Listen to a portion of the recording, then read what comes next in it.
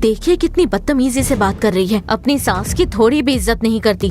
अच्छा आग भड़का देती हो आप। इसने ऐसा क्या गलत कह दिया? चिंगारी से आग भड़काना कोई आपसे सीखे। माँ, भाई को फोन लगाइए। मेरे पति मुझसे प्रेम नहीं करते, मुझे उन्होंने अलग कर दिया है, मुझे ठुकरा दिया है, मेरे परिवार में काफी समस्या है। ऐसी एक स्थिति में आप हो सकते हो, पर मेरे प्रियजनों, आप प्रभु को थाम लीजिए, प्रभु को मजबूती से पकड़ लीजिए, प्रार्थना कीजिए, प्रभु निश्चय कार्य करेंगे, आपके पति को वो बदलेंगे।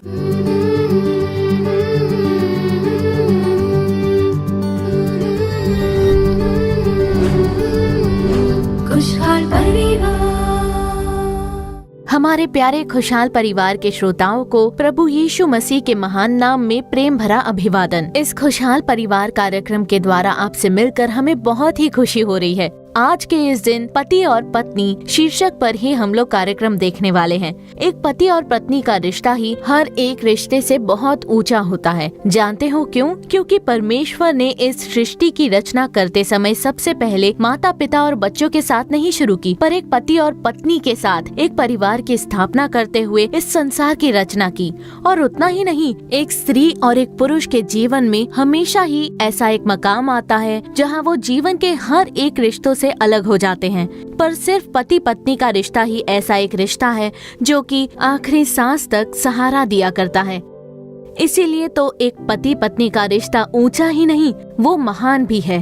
पति अपनी पत्नी का सम्मान करे और पत्नी अपने पति से प्रेम रखे। इसी तरह वचन के मार्गदर्शन पर जब परिवार रहता है, तभी एक पति पत्नी का रिश्ता महिमायुक्त बनता है। आइए अब देखते हैं ज्योति बहन कार्यक्रम। खुशहाल परिवार।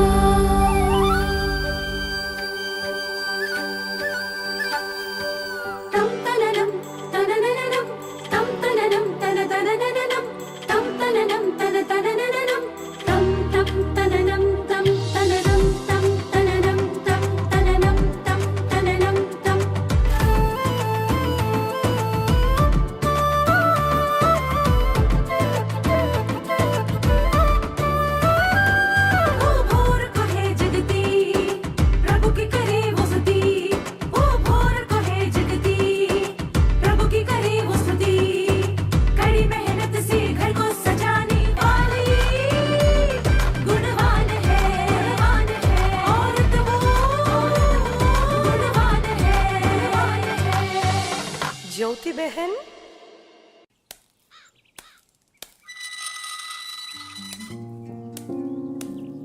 कहाँ से आ रही हो? रोज इसी तरह घूम कर आती हो क्या? घूमने नहीं गई थी मम्मी जी, ज्योति दीदी से मिलकर आ रही हूँ। उससे किस लिए मिलने गई थी तुम? मम्मी अंदर आ जाइए। मम्मी आप बाहर क्यों खड़ी हो?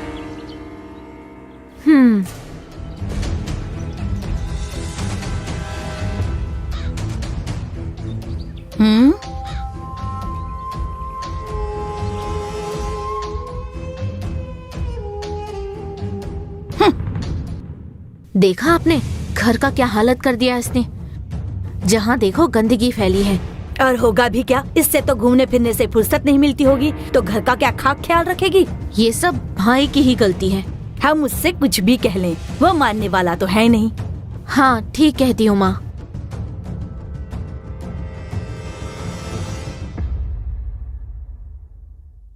जी दादी।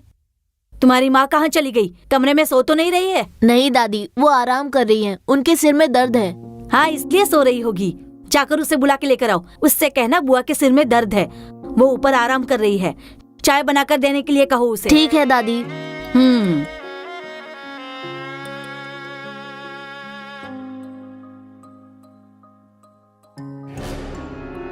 बोलिए मम्मी जी।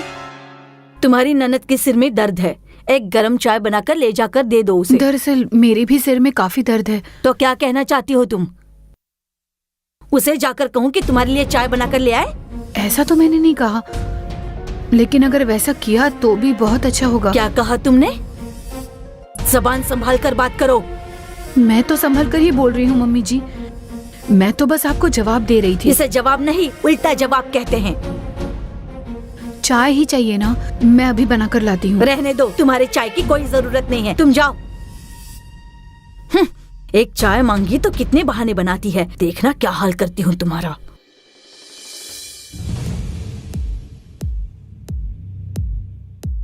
माँ, भाई को फोन तो लगाइए।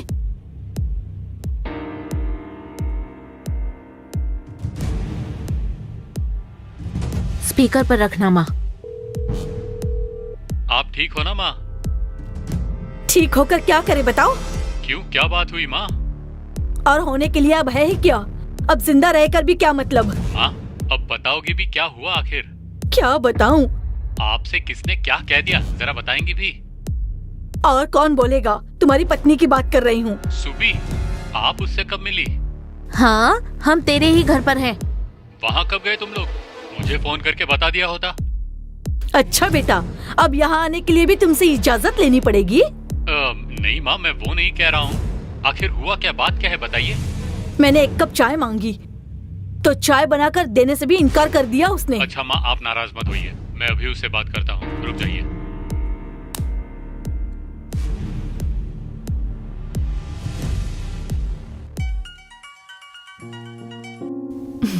हेलो। हेलो जी, कैसे हो आप? वो सब रहने दो, माँ आई है वहाँ पर? आई हैं। और आपकी दीदी भी साथ में तो है। मुझे बताया क्यों नहीं? हाँ, मेरे सवाल का जवाब दो, मुझे बताया क्यों नहीं? अच्छा तो क्या हुआ? माँ ने चाय मांगी तो तुमने उल्टा जवाब देकर कहा कि आप ही बना लीजिए। सुनिए, दरअसल बात तो ये थी कि सच है या नहीं, सिर्फ उतना बताओ बस। सच तो है, लेकिन जरा सुनिए तो मैंने क्यों कहा ऐसे। तुम्हें कुछ कहने की जरूरत नहीं, जाकर चाय बना कर दो। सुनिए,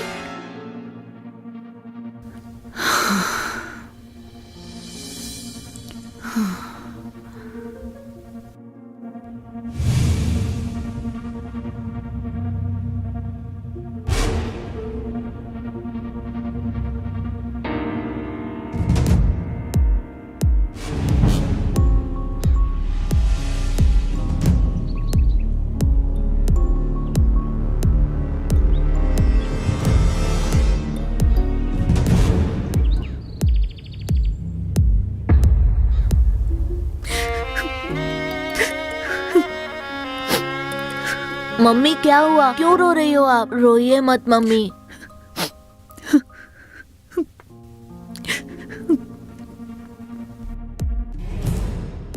माँ, हमारा यहाँ आना उससे अच्छा नहीं लगा शायद। हाँ सही कहा, मैं भी वही देख रही थी। देखिए कितनी बदतमीजी से बात करती है, अपनी सास की थोड़ी भी इज्जत नहीं करती। बाप रे बाप, ऐसी एक बहू को मैंने कहीं भी नहीं देखा। पता नहीं भाई के लिए यही दुल्हन क्यों चुनी आपने। ये क्या कह रही हैं आप? अच्छा आग भड़का देती हैं आप। इसने ऐसा क्या गलत कह दिया? चिंगारी से आग भड़काना कोई आपसे सीखे। मैं तुमसे बात कर रही हूँ तो तुम मुझसे ही बात करो। यहाँ क्या आप झगड़ा करने के लिए आई हो? मैंने कहा था ना माँ, हमारा यहाँ आना इसे अच्छा ही नहीं लगा। आप ऐसा क्यों बोल रही हैं? मैंने तो ऐसा नहीं कहा। तुम इस पर क्यों इतना गुस्सा कर रही हो? इसे देखकर पता नहीं तुम्हें क्या हो जाता है। ऐसा नहीं है मम्मी जी, आपको ही कुछ गलतफहमी हुई है। हमें क्यों गलतफहमी होने लगी? हम यहाँ पर तो हमारा घर मानकर ही आए थे, लेकिन तुमने बहुत अच्छे से ख्याल रखा हमारा। हमें यहाँ आना ही नहीं चाहिए था। मैंने तुम्हें कितना समझाया था पर तुमने सुना ही नहीं। हमारी तो मती मारी गई थी जो इनसे मिलने चले आए। आप फिजूल की बातें कर रही हैं भाभी। मैंने तो न्योता नहीं दिया था, आप ही खुद आए थे।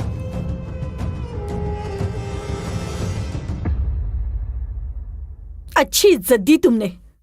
मैं अपने बेटे के घर आई थी ना, तो हमें बहुत अच्छी इज्जत मिली यहाँ पर। अब चलिए माँ, अब यहाँ बिल्कुल नहीं रहेंगे हम लोग। चलिए अब। मम्मी जी, मम्मी जी, मम्मी जी कहना बंद कर। एक शब्द मत बोलना अब।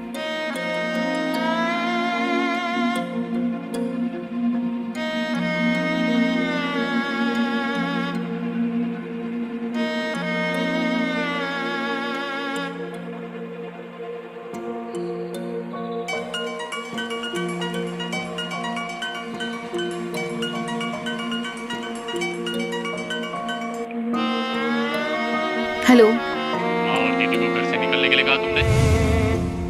नहीं तो वो क्यों घर छोड़कर गई? तुम्हारे बोले बिना क्या वो घर छोड़कर जा सकते हैं? बताओ, जवाब दो मुझे।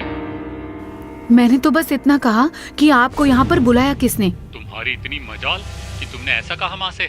गुस्से में बोल दिया जी, सॉरी। तुम्हारा ये बर्ताव बिल्कुल ठीक नहीं। अपनी मनमर्जी करती हो, मुझे तो तुमसे बात ही नहीं करनी। लेकिन आप जितना मुझ पर बिगड़ रहे हो, कम से कम एक बार तो आपने मुझसे ये पूछा होता कि माँ और दीदी ने क्या कहा। उनकी बातें सुनकर भी मैं भी काफी परेशान थी। हेलो,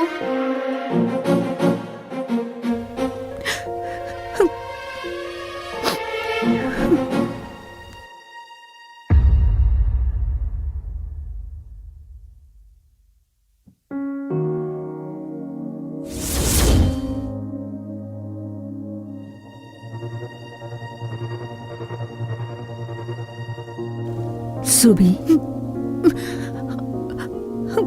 रो मत सुबी, रोना बंद करो पहले। कोई मेरी बात नहीं समझ पाता। मेरी सास और ननद ने मुझे बिल्कुल पराया कर दिया। मुझसे कभी उन्होंने प्यार से बात नहीं की। चलो कोई बात नहीं, सब ठीक हो जाएगा। नहीं दीदी, शुरू से ऐसा ही चलता आ रहा है। मेरी जब नई शादी हुई थी तब मेरी ननद की तबीयत खराब थी, उन्हें हॉस्पिटल में एडमिट करना पड़ गया था। तब मैं घर से खाना बनाकर अस्पताल लेकर गई थी। तब भी उन्होंने खाना खाया और कह दिया कि खाना तो बिल्कुल भी अच्छा नहीं है, और तो और उस खाने को उठाकर कचरे में फेंक दिया। भले ही खाना अच्छा ना हो, ऐसा कोई कैसे कह सकता है। मैं तो खाना बनाना सीख ही रही थी, धीरे धीरे तो सब ठीक होता है ना। लेकिन आज भी वो मेरे खाने को लेकर मुझे कोसते ही रहते हैं, मेरी बात बिल्कुल भी नहीं समझते। अब ये तो मेरे लिए कोई नई बात नहीं है, लेकिन मेरे पति ने भी मुझे नहीं समझा, इसीलिए मुझे बहुत दुख हुआ है दीदी। वो समझ जाएंगे सुबी, शायद नाराजगी में कुछ बोल दिया होगा। मैंने उन्हें फोन किया, पर अब तो वो मेरा फोन ही नहीं उठाते। अगर तुम कहो तो मैं ट्राई करके देख लूं? हाँ ठीक है दीदी। अच्छा चलो।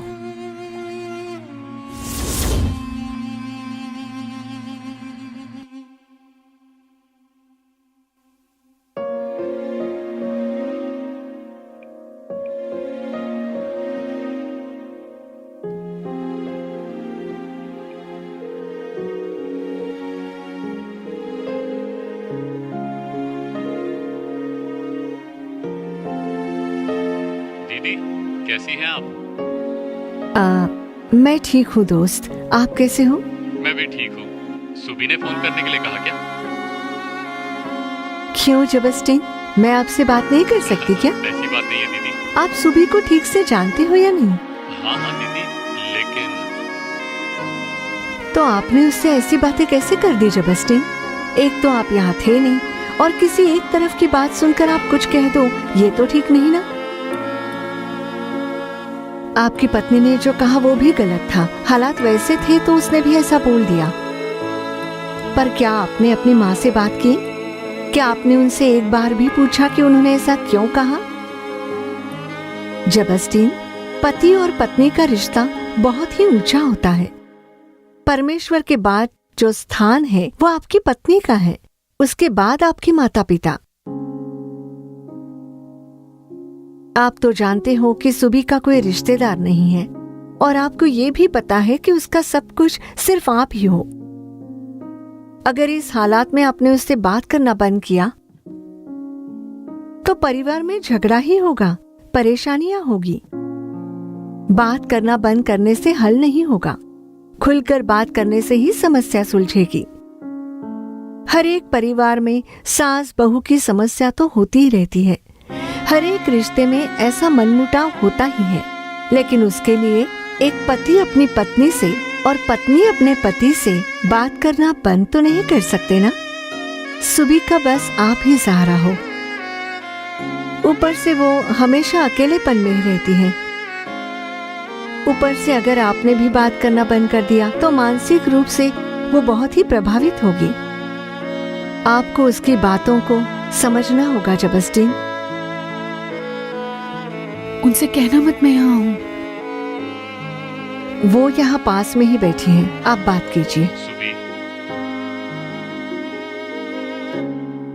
सुबी, सॉरी सुबी, मैंने तुम्हें गलत समझा। कोई बात नहीं जी। खुशहाल परिवार। तो आपने ज्योति बहन कार्यक्रम देखा। परिवार में पति पत्नी का स्थान कितना ऊंचा होता है यह आपने जरूर जान लिया होगा। और इस समय प्रभु का संदेश देकर आपके आशीषों के लिए प्रार्थना करने के लिए बहन जॉयस लाजरस तैयार हैं। प्रार्थना के साथ संदेश को सुनिए। प्रभु निश्चय ही आपको भरपूरी से आशीष करेंगे।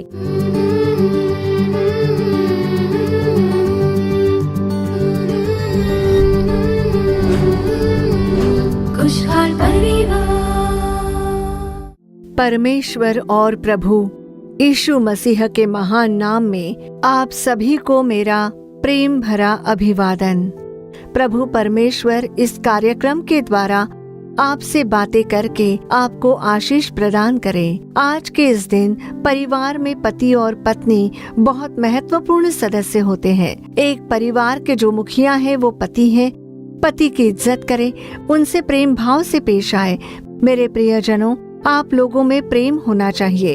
अगर एक दूसरे में कुछ कमी हो, अगर कोई भी भूल चूक हुई हो, तो एक पत्नी को अपने पति से बात करनी चाहिए और पति को भी अपने पत्नी से बात करनी चाहिए और शांति कायम करनी चाहिए। घर में ऐसा नहीं होना चाहिए कि पति चुप रहे, पत्नी चुप रहे और परिवार में हमेशा तनाव बना रहे, क्योंकि बच्चे सब देख रहे होते हैं। पति पत्नी का संबंध बहुत महत्वपूर्ण है। एक दूसरे को समझना बहुत जरूरी है और प्रेम देना जरूरी है। कुरिसियों अध्याय 3 और वचन 19 में लिखा है, हे पतियों, अपनी अपनी पत्नी से प्रेम रखो और उनसे कठोरता न करो। तो मेरे प्रियजनों, बाइबल में कहा गया है कि पतियों अपनी पत्नी से प्रेम करो। पति को पत्नी से और पत्नी को पति से प्रेम करना चाहिए, प्रेम प्रकट करना चाहिए। बाइबल हमें इसी के बारे में सिखाता है। मेरे प्रियजनों, एक दिन एक भाई जो काम कर रहे थे अपनी पत्नी को साथ लेकर मेरे पास आए। वो मेरे साथ बैठकर बात करने लगे। मैंने उनसे पूछा कि क्या बात है, बताइए। तो उस भाई ने कहा, मैं पंजाब में मिलिट्री प्लांट में काम करता हूँ और साल में 3 महीने मुझे छुट्टी मिलती है। तब मैं घर आता हूँ और अपने गांव आकर अपने बच्चों और पत्नी के साथ समय बिताकर खुश रहता हूँ। और गांव में ही मेरे माता पिता भी हैं। मेरे 3 बच्चे हैं। ऐसा उन्होंने कहा। हमारी खुद की खेती भी है, जिसकी वजह से हमारे घर में अनाज और दाल और गाय भी है, जिससे दूध मिलता है। इतनी सारी चीजें हमारे घर में हैं। मेरे माता पिता तो हमारे साथ नहीं रहते, लेकिन उसी गांव में वो कुछ ही दूरी पर रहते हैं और मेरी पत्नी और बच्चे दूसरे घर में रहते हैं। हमेशा देखिए, मेरी पत्नी मेरी माँ से झगड़ती रहती है। मेरी माँ तो उसे देखना भी पसंद नहीं करती। वहाँ रोजाना भारी झगड़े होते हैं। उनके बीच कभी भी शांति नहीं रहती है। झगड़े के बीच मेरी पत्नी क्या करती है, तो वो यहाँ से पंजाब में मुझे फोन करती रहती है। घर में जो कुछ भी हो रहा है मुझे बताती है। जैसे ही वो बताती है मेरा सिर भारी हो जाता है, मन में बहुत उलझन हो जाती है। कई बार तो मैं ठीक से सो नहीं पाता, ठीक से खाना नहीं खा पाता, चैन से नहीं रह पाता, क्योंकि मेरी पत्नी यहाँ की हर बात वहाँ फोन पर मुझे बताती है और उसे सुनकर मुझे बहुत ही तकलीफ होती है। तभी मैंने एक निर्णय लिया कि अब और काम नहीं करूँगा, गांव ही लौट जाऊंगा। मैं पत्नी और बच्चों के साथ मैं रहता हूँ। अब यहाँ कहीं कोई सिक्योरिटी की नौकरी कर लेंगे, ऐसा उस भाई ने मुझसे कहा। और तब मैंने उस भाई से पूछा कि भाई, आपको वहाँ कितना वेतन मिलता था? उन्होंने कहा 45,000 रुपए महीने के मिलते थे मुझे। फिर मैंने उस बहन से कहा कि अगर पति यहाँ आ जाए तो आपको परेशानी होगी, क्योंकि सिक्योरिटी की नौकरी में सिर्फ 20,000 मिलते हैं, तो उस पैसे में आप अपने परिवार को कैसे चला पाएंगे? जब मैंने ये पूछा, उस बहन जी ने कहा मुझे तो महीने के 10,000 ही बेचते हैं। तब उस भाई ने कहा, घर में तो चावल, दाल, दूध जैसी सारी चीजें तो है, बस किराने का सामान चाहिए होता है। सब्जियां तो माँ बाप दे देते हैं, खेत में जो भी उगता है तो इन्हें रोजमर्रा की चीजें मिल जाती हैं। लेकिन उस बहन ने कहा कि कभी कभी मुझे खर्चे के लिए पैसों की जरूरत पड़ती है। तब उस भाई ने कहा कि जब कभी ये पैसों की मांग करती है तब इसे अतिरिक्त 5 या 10,000 हमेशा ही भेजता हूँ।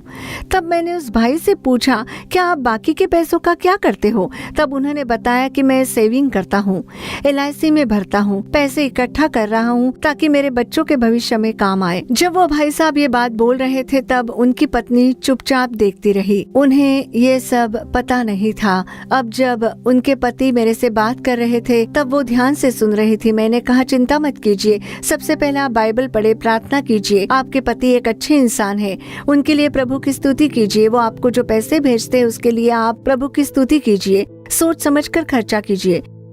जो जरूरत है बस उतना ही आप उनसे मांगिए।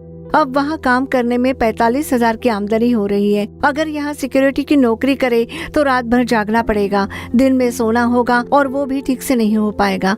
काम भी थकाने वाला होगा, यह आपके लिए बहुत ही कठिन होगा। इसलिए मैंने कहा कि भाई साहब, आपका वहीं पर रहना ठीक है, वही काम कीजिए, आप अपनी नौकरी छोड़िए मत। वहाँ आपका अच्छा काम चल रहा है, आप वहीं से काम करके अपनी पत्नी और बच्चों के लिए पैसे कमाइए ताकि इनकी सारी जरूरतें पूरी हो। तब उस भाई साहब ने कहा कि मैं ऐसा ही करूँगा। और उस भाई ने कहा कि आप इसे समझाकर मेरी माँ के साथ अच्छा बर्ताव करने के लिए कहिए। उसके बाद मैंने उस बहन जी को समझाया कि हर एक सास तो वैसी ही होती है, पर आप प्रार्थना कीजिए, धीरज रखिए, बात करते समय मीठे शब्दों का उपयोग कीजिए, आपका मन भी ठंडा हो जाएगा और वे धीरे धीरे सहज हो जाएंगी। मैंने समझाया कि झगड़ा मत कीजिए। वो बहन बोली कि वो बहुत डांटती है, मुझे हमेशा टोकती रहती है, ऐसा उस बहन जी ने कहा। मैंने समझाया कि आप धीरज रखिए। उन्होंने कहा कि मेरे पति आर्मी के स्थान पर नौकरी करते हैं, देश की सेवा जहाँ से होती है वहाँ पर वो काम करते हैं, इसलिए प्रभु से प्रार्थना करें।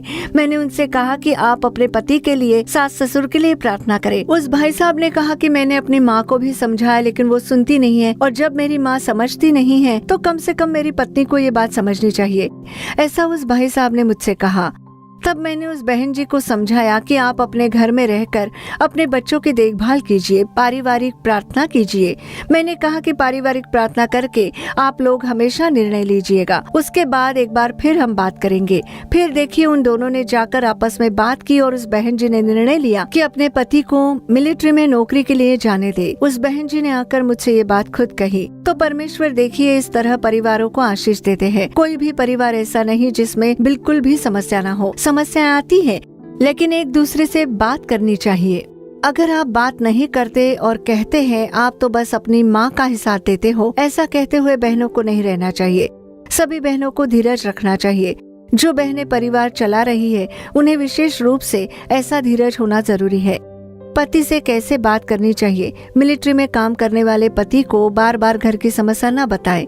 उन्हें वहाँ पर शांति से रहने देकर उनका काम करने देना चाहिए। पर बहुत सारे लोग ऐसा नहीं करते। उनकी रिटायरमेंट में अभी 3 साल है, इसलिए हमने उन्हें समझा बुझाकर फिर से काम पर भेजा। तो मेरे प्रियजनों, पति को अपनी पत्नी से प्रेम करना चाहिए, पर कई सारे परिवारों में ऐसा बिल्कुल भी नहीं हो रहा है। क्यों नहीं हो रहा? क्योंकि पत्नी जिम्मेदार है। पत्नी का बर्ताव हमेशा पतियों को दुख पहुंचाता है।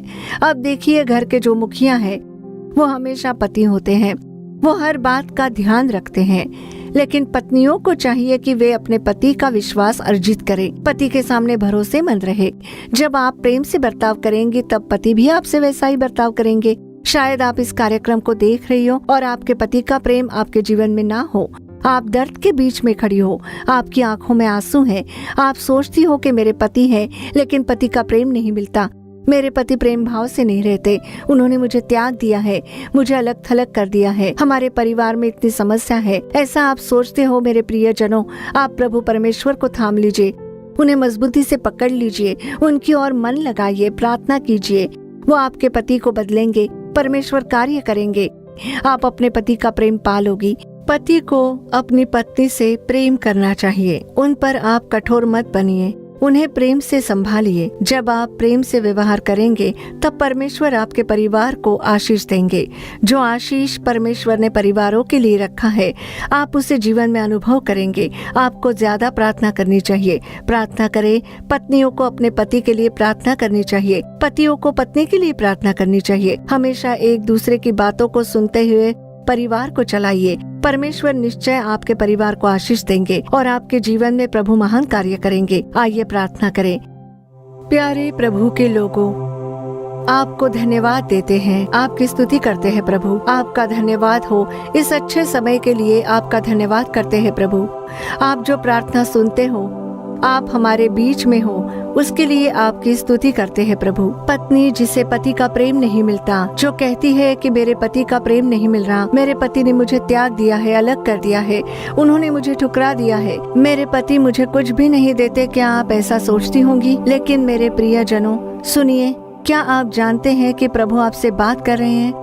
हे प्रभु, पतियों के ऊपर आपका सामर्थ्य उतर आए, आप उन्हें स्पर्श कीजिए, पवित्र आत्मा आप उनके मन में बात कीजिए। हे प्रभु, अपनी पत्नी से प्रेम करने, उनकी बात सुनने की कृपा प्रदान कीजिए। प्रभु परमेश्वर, परिवारों में विभाजन लाने वाली आत्माएं यीशु मसीह के नाम में पूर्ण रूप से नष्ट हो जाए। टूटे हुए परिवार यीशु मसीह के नाम में एक हो जाए। अपनी पत्नी से प्रेम करो, उस वचन के अनुसार हर पति को अपनी पत्नी से प्रेम करने दे। अगर ऐसे कोई है जो अपनी पत्नी से प्रेम नहीं करता, तो आप उनके हृदय में बात करके उनमें शांति भर दीजिए। प्रभु, पवित्र आत्मा की कृपा होने दीजिए, चमत्कार होने दीजिए प्रभु, परिवारों में चमत्कार हो जाए। ऐसी बहनों से बात कीजिए जो बहुत ही जिद्दी किस्म की हैं। पवित्र आत्मा आप उनसे बात कीजिए, उन्हें आपके बच्चे बनाकर आप एक गवाही के रूप में उन्हें खड़ा कीजिए। आपके पवित्र शास्त्रों को पढ़ने के लिए, आपके लिए जीवन जीने प्रभु कृपा के साथ उनका मार्गदर्शन करें। आप ऐसा कर रहे हो, उसके लिए आपका धन्यवाद। परमेश्वर प्रभु यीशु के नाम में मांगते हैं, हमारे अच्छे पिता। आमीन आमीन। तो मेरे प्रियजनों, मेरा ये विश्वास है कि इस कार्यक्रम के द्वारा प्रभु ने आपसे बात की है। परिवार बड़ा महत्वपूर्ण होता है। पतियों को पत्नी से प्रेम करना होगा, पत्नियों को पति से प्रेम करना होगा। जब हम ऐसा एक जीवन जीते हैं, प्रभु हमारे परिवार को आशीष देते हैं और प्रभु परमेश्वर आपको पारिवारिक आशीष देकर आपको अवश्य ऊंचा उठाएंगे। परमेश्वर प्रभु आपको आशीष दे। आमीन आमीन। खुशहाल परिवार। प्रियजनों, हमारी आशा है कि आज का ये कार्यक्रम आपके लिए आशीष रहा होगा। आपने जो भलाई पाई है उसे हमें बताना भूलिए मत। अपनी प्रार्थना विनतियाँ हमें ईमेल और चिट्ठियों के द्वारा जरूर बताइए। आपके लिए प्रार्थना करने और सलाह देने के लिए भाई मोहन सी लाजरस और प्रभु के दूसरे दास बिल्कुल तैयार हैं। सप्ताह अंतों में हमारे आओ प्रार्थना करे कार्यक्रम को अपने परिवार समेत देखना बिल्कुल भी मत भूलिए और Jesus redeem social media platform के दूसरे कार्यक्रम जरूर देखिए। नालुमा वड़ी परमेश्वर के तंबू में ऐसी कई सारी प्रार्थना सभाओं का आयोजन होता है आपके छुटकारे के लिए, आशीष के लिए। तो जरूर उन प्रार्थना सभाओं में भाग लीजिए, परिवार समेत भाग लीजिए, प्रार्थना कीजिए। प्रभु निश्चय ही आपको छुटकारा देंगे। फिर अगले कार्यक्रम में आपसे दोबारा मुलाकात होगी। तब तक प्रभु की महान कृपा आपके संग बनी रहे। For further details and prayer support, contact Jesus Redeems Ministries, Nalluma Vadi, Tuticorin District, 628211. Our phone number 04435454545. Email info@jesusredeems.org. Our website www.jesusredeems.com. God bless you.